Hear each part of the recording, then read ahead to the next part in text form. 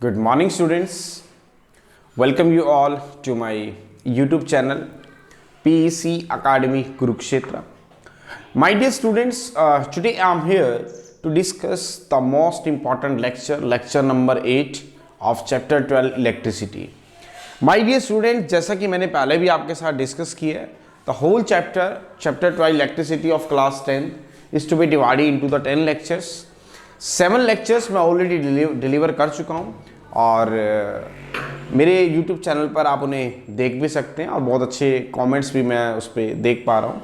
Now today I will make a video on lecture number 8. बड़ा ही important lecture है, 3 marks का. इसमें से एक क्वेश्चन जो है आपके बोर्ड एग्जाम में पूछा जाता है. This lecture consist of 2 questions, जैसा कि आप मेरी बोर्ड की स्क्रीन पे देख पा रहे हैं.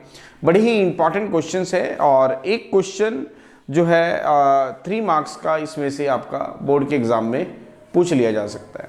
तो आपको इस तरह के क्वेश्चंस अटेम्प्ट करने में प्रॉब्लम ना आए, that's why I am here making the video on this questions and as early as possible I will upload this video of lecture number 8 on my YouTube channel PEC Academy Kurukshetra, and from there you can download the lecture and see and learn how we have to attempt these types of questions if it will asked by the examiner in your final exam. तो चलिए start करते हैं आज के इस lectures को. Lecture number 8 of chapter 12 electricity बड़ा ही इंपॉर्टेंट है. 2 क्वेश्चंस इसके अंदर आज हम डिस्कस करेंगे. Question number 1, which among iron or mercury is a better conductor? The second part of this question is which material is the best conductor? मैं दोबारा रिपीट कर रहा हूं. वो कह रहा है कि आपके पास क्वेश्चन नंबर 1 में 2 आपके पास उसने मीन्स एक आयरन की बात कर रहा है और एक मरकरी की बात कर रहा है. वो कह रहा है कि बताओ कौन सा बेटर कंडक्टर है, किस में से करंट बड़ी आसानी से पास हो सकता है, which one is the better conductor. तो मैंने आपको बताया था कि every material has some resistivity and resistivity means obstructions to the process of current, flow of current through it. अब हम दोनों की ही रेजिस्टिविटी को चेक करेंगे. जिसकी रेजिस्टिविटी सबसे कम होगी this one is the best conductor. तो अगर हम बात करें आयरन और मरकरी की, तो यू नो दैट अगर हम सॉल्यूशन फर्स्ट क्वेश्चन के ए पार्ट का देखें तो क्वेश्चन था विच अमंग आयरन और mercury is a better conductor. तो इसको चेक करने के लिए you have to check the value of resistivity of iron and mercury. Resistivity you know it is denoted by rho. अगर हम आयरन की बात करें, the resistivity of iron is 10 into 10 raised to the power -8 ohm meter, and the resistivity of mercury is that is 94 into 10 raised to the power -8 ohm meter. अगर हम दोनों की resistivity को बड़े ध्यान से देखें, जैसा कि मैंने बोर्ड पे मेंशन भी किया है कि जो रेजिस्टिविटी आयरन की है वो है 10 into 10 raised to the power -8 ohm meter, और जो मरकरी की है वो है 94 into 10 raised to the power -8 ohm meter. तो अब ध्यान से देखें, आयरन की जो रेजिस्टिविटी है it is less than that of the resistivity of mercury, as the resistivity of iron is less than that of the resistivity of the mercury. तो जिसकी रेजिस्टिविटी कम है इट मींस उसमें से करंट बड़ी आसानी से पास हो जाएगा. It means it is the best conductor. तो which one is the best conductor? As the resistivity of iron is less than that of the resistivity of mercury, so iron is the best conductor. तो अब हम बात करेंगे किसकी? Iron की. तो iron is the best conductor. चलिए second question, which material is the best conductor. आपको यहां पर एक पीरियोडिक टेबल दी जाएगी जिसके अंदर रेजिस्टिविटीज की वैल्यूज होंगी. जैसा कि आप एनसीईआरटी की अगर आप टेबल में जाएंगे चैप्टर नंबर 12 में और रेजिस्टेंस इन सीरीज से ऊपर वाले आर्टिकल में, तो वहां पर एक टेबल मेंशन की गई है जिसमें हर मटेरियल्स की रेजिस्टिविटी दिखाई गई है. तो on the basis of this table you have to find out which material is the best conductor. तो अगर हम टेबल को ध्यान से देखें तो जो उसमें सिल्वर है उसकी जो रेजिस्टिविटी है वो बहुत ही कम है. सिल्वर की अगर हम बात करें Ag की, it has a silver has a very low resistivity. Silver की जो रजिस्टिविटी है इट इज वेरी वेरी लो, और वो कितनी है मैं आपको बता दूं, and the value is 1 point, अगर हम रजिस्टिविटी ऑफ सिल्वर की बात करें तो 1.60 into 10⁻⁻8 ohm metre, and the resistivity of silver is very very low, so silver is the best connector. मैंने आपको दोबारा रिपीट कर रहा हूं कि जब भी आपको ये कैलकुलेट करना हो कि which among is the best connector, then you have to calculate the value of resistivity. अगर हम आयरन और मरकरी में देखें तो जो आयरन की रजिस्टिविटी है it is much much less as compare to the resistivity of mercury, so iron is the best connector. और अगर आप पूरी टेबल में जाएंगे तो उसमें सबसे कम रजिस्टिविटी सिल्वर की आपको मिलेगी, और उस सिल्वर की जो रजिस्टिविटी है that is 1.6 into 10⁻⁻8 ohm meter. It is very very low, so it is the best connector. क्योंकि you know that कि अगर रजिस्टिविटी कम है तो रजिस्टिविटी कम होने का मतलब है कि जो करंट के रास्ते में मटेरियल रुकावट पैदा करेगा, means the obstruction processed by the material to the flow of current through it, that is less. It means the current will flow more easily. It means the material is the best connector. So this is the answer of first question. 3 marks का ये question आपका पूछा जा सकता है. अब हम बात करेंगे सेकंड क्वेश्चन की, और जो सेकंड क्वेश्चन है हमारा, बड़े ध्यान से देखें, it is the combination of resistors. Combination of resistors means, मैं आपको ये बता दूं कि जब भी हम रेजिस्टेंस के कॉम्बिनेशंस करते हैं, मीन्स ग्रुपिंग करते हैं, तो ग्रुपिंग आप 2 तरीके से कर सकते हो, जिसमें हम बात करेंगे रेजिस्टेंस इन सीरीज की, जिसके अंदर सभी के सभी रेजिस्टेंसेस सीरीज में लगाए जाएंगे, और दूसरा हम बात करेंगे रेजिस्टेंसेस इन पैरेलल की, जिसके अंदर रेजिस्टेंसेस आपके पैरेलल में लगाए जाएंगे. In lecture number 8 we will discuss only the concept of resistance in series, जिसके अंदर रेजिस्टेंसेस आपके सीरीज में लगाए गए हैं, and you have to calculate the value of equivalent resistance. और जब हम लेक्चर नंबर 9 की में आएंगे तो वहां हम बात करेंगे रेजिस्टेंसेस इन पैरेलल की, जिसके अंदर सारे रेजिस्टेंसेस पैरेलल में लगाए जाएंगे, and you have to calculate the value of equivalent resistance. बड़ा ही इंपॉर्टेंट टॉपिक है ये, resistance in series and resistance in parallel. एक क्वेश्चन इसमें से 100% आपके बोर्ड के एग्जाम में पूछा जाएगा 3 मार्क्स का. तो बड़े ध्यान से देखिएगा. अब हम बात करने जा रहे हैं किसकी, resistance in series. Resistances in series हम कब कहेंगे, मान लेते हैं मैं 3 रेजिस्टेंस ले रहा हूं.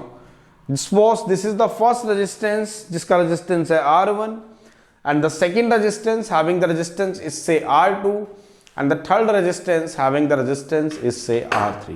हम कब कहेंगे कि ये तीनों रेजिस्टेंसेस सीरीज में है, मींस ए कॉम्बिनेशन ऑफ या number of resistors is are said to be connected in series if these are connected end to end, and the same current is flowing through one of them, each of them one potential difference is applies across it. अभी मैं यहाँ पे बताऊंगा आपको. When you will say the resistances in series, a number of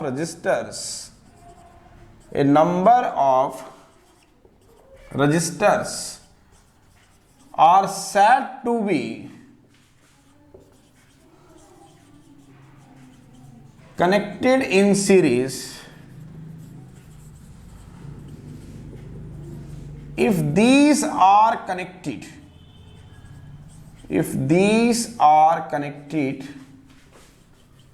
end to end and the same current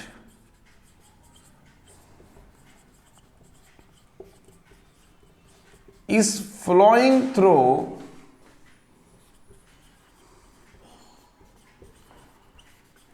each one of them when a potential difference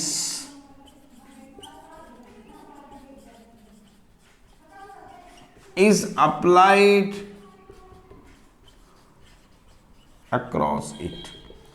हम कब कहेंगे कि जो रेजिस्टेंसेस हैं वो सीरीज में है? मैं यहां पर 3 रेजिस्टेंस ले रहा हूं। This is the first resistance having the resistance is say R1 ohm, and this is the second resistance having the resistance is say R2 ohm, and this is the third resistance having the resistance is say R3 ohm. Now when you will say these 3 are in series, if they are connected end to end, means इसका जो एक and ये है, दूसरा and दूसरे वाले register के पहले एंड से कनेक्टेड है, फिर दूसरे वाले रजिस्टर का दूसरा एंड तीसरे वाले रजिस्टर के पहले एंड से कनेक्टेड है। मींस या फिर यूं कह लें कि अगर हम एक पॉइंट से दूसरे पॉइंट पे जाएं और वहां तक जाने का सिर्फ एक ही रास्ता है, तो हम कहेंगे कि रेजिस्टेंसेस सीरीज में। जैसे कि अगर मैं 2 पॉइंट की बात करूं, this is the point A and this is the point B. 2 definition में हम बात करेंगे रेजिस्टेंस इन सीरीज की। हम कब कहेंगे कि रेजिस्टेंस सीरीज में है? If these are connected end to end, means end to end connected है और सेम करंट फ्लो कर रहा है across these resistances when a potential difference is applied across it. या फिर the resistances are said to be connected in series if there is only one way to move from one point to the another point of the combination of resistance. कि अगर एक combination of resistance के एक point से दूसरे point पे जाने का अगर एक ही रास्ता है, तो रेजिस्टेंसेस किस में है? सीरीज में। तो चलिए इसी डेफिनेशन के अकॉर्डिंग बात करते हैं। There are the 3 resistances R1, R2 and R3, and these are connected end to end, and the same current is flowing across it when a potential difference is applied across it, then these resistances are in series. तो मैंने ये 3 resistances series में connect किए and it is connected to a battery through a ammeter, and it is connected to a battery through a ammeter A. Suppose this is the battery, this is the positive terminal, this is the negative, having the voltage is say V volt, through a key K, this is the key, and this is the wire. Now this is the voltmeter which you have to apply it in parallel to measure the potential across each resistance. मैं यहां पर 3 resistances ले रहा हूं। This is the first resistors having the resistance is say R1 ohm. This is the second resistors having the resistance is say R2 ohm, and this one is the third resistors having the resistance is say R3 ohm. And these resistances are connected end to end to a battery having the voltage is say V volt through a key K and ammeter A. Now this is the voltmeter which you have to apply it in parallel to determine the potential across each resistors, because you know that in series the current will remain same. Let I be the amount of current is to be following across each one of them, but the potential is divided. इस चीज को आप ध्यान रखेंगे कि series में current जो है it will remain same and the potential will divide. We will assume that let V1 be the potential is to be developed across this resistance, and V2 be the potential is to be dropped across this resistance, and V3 be the potential is to be developed across this resistance. 3 resistances थे R1, R2, R3, जिसको battery से connect किया गया, जिसकी voltage V थी, through एक की के। जब आप इस की को ऑन करेंगे, now the current will be flowing across it, and if the current is to be dropped across this resistance R1, then there is some potential is to be developed across it. Suppose V1 be the potential drop across R1, V2 be the potential drop across R2, and V3 be the potential drop across R3. So the net potential कितना था हमारे पास? V. अगर हम series की बात कर रहे हैं तो that is Vs, जिसमें से V1 is to be drop across the resistance R1. Now V2 is the potential drop across resistance R2, and V3 be the potential drop across resistance R3. This is the equation number 1. Net potential Vs, V for potential and S for series combination. Out of V, some potential say V1 is to be drop across R1, V2 will be drop across R2, and V3 will be drop across R3. According to Ohm's law अगर हम बात करें, according to Ohm's law अगर हम बात करें तो you know that what is V, that is I into R. It means V1 is equal to I into R1, V2 is equal to I into R2 and V3 is equal to I into R3. Same manner से Vs is equal to I into Rs. Current को हमें numbering इसलिए नहीं दी क्योंकि you know the current will remain same through each of the resistors. तो current will remain constant. तो V1 is equal to I into R1 according to Ohm's law, V2 is equal to I into R2, V3 is equal to I into R3. Same manner से Vs is equal to I into Rs as for series. Put the value of V1, V2, V3 and Vs in equation number 1. So it comes out to be I into Rs is equal to I into R1 plus I into R2 plus I into R3. Now I common ले लेंगे, that is R1 plus R2 plus R3. I से I कटेगा तो Rs is comes out to be R1 plus R2 plus R3. इसका मतलब जो net equivalent resistance की अगर हम बात करें इन series combination, then it will be the sum of the individual resistances and its value is greater than that of the individual resistances. दोबारा सुने, इसका मतलब जो नेट इक्विवेलेंट रेजिस्टेंस आएगा in series combination that will be equal to the sum of the individual resistances, means sum of the resistance R1, R2 and R3 and its value is greater than that of the individual resistance. Suppose अगर मैं यहाँ पे 3 resistance ले रहा हूं, this is resistance इससे 2 ओम, 3 resistance लेता हूं, समझते हैं इस लाइन को. This is the first resistance जिसका रेजिस्टेंस है 2 ओम, second resistance 3 ohm, third resistance 5 ohm. Now what is the net equivalent resistance as per formula? Sum of the individual resistances 2 ohm plus 3 ohm plus 5 ohm. तो Rs is comes out to be 10 ohm. तो मैंने जो definition बताई थी वो क्या थी, जिसका रिजल्ट था कि in series combination the equivalent resistance is sum of the individual resistances. तो देखो तीनों का सम किया and its value is greater than that of the individual resistances. अगर आप इसकी वैल्यू चेक करेंगे दैट इज 10 ओम, तो इस सीरीज के अंदर सबसे जो हाईएस्ट रेजिस्टेंस लगा हुआ है दैट इज 5 ओम, तो इसकी वैल्यू उससे भी ज्यादा है. सो this is the concept of resistance in series. बड़ा ही इंपॉर्टेंट था, पेपर में 3 मार्क्स का ये आर्टिकल पूछा जाता है, तो आपको प्रॉब्लम ना आए that's why I am here making the video of this lecture number 8 which consist of 2 questions and these 2 are very important questions. And as early as possible I will upload this video on my YouTube channel PEC Academy Kurukshetra. So from there you can download the video of this lecture number 8 and see and learn how we have to attempt these types of articles if it will asked by the examiner in your final exam. So at last my dear students, again I am saying, if you like my videos, like my work, like my effort, then please don't be forget to subscribe my channel. My channel is PEC Academy Kurukshetra.